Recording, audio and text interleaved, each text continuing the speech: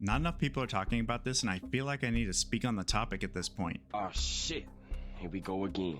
The direction that gaming has been going for the last 10 years has been terrible, to put it lightly, and if you think I'm wrong, let me know, but let me explain myself first. First, we got an influx of live service games, then we started getting a bunch of battle royales, and now we're getting extraction shooters. And I just want to know when these companies are going to learn that they're not delivering the products that us as players really want. Long-term progression has become endless grinding with live service and battle passes, and it's never truly satisfying. Battle royales have become way too oversaturated with a constant need to try and evolve the genre.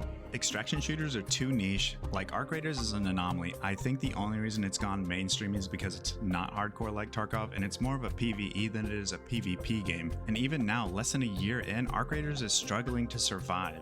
And the point I'm trying to make is, why can't games go back to their roots and become standalone products that are memorable again?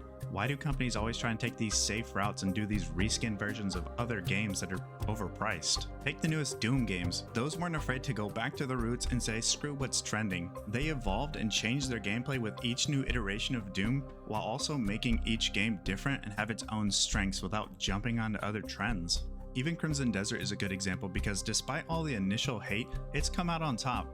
Pearl Abyss has an amazing dev team, and the only thing you have to pay for when it comes to this game is the game. You don't have microtransactions and a battle pass thrown in there. And if you didn't already know, Marathon is what put Bungie on the map, and they continue to drop bangers all the way up until 2010. So to see them take something like Marathon and chuck it in the trending games blender is just sad. I miss having games that felt worth playing, that really had their own identity, and didn't charge you an extra $20 to be a good experience. And there are still some games like that today, but it's not that common anymore. There's too many remakes and unoriginal ideas circulating in the game space, and you combine that with the trend chasing, and it's just a recipe for disaster. And I bring this up because we've been getting really good games recently, but I don't know if this is going to solidify the fact that gaming's heading in the right direction finally. I mean, even with these new games, it's getting more expensive and time consuming, and most people just don't have the energy to sit down and play for multiple hours to see if something's worth their money. But I'd love to know what you think. Is the gaming industry going to collapse here soon?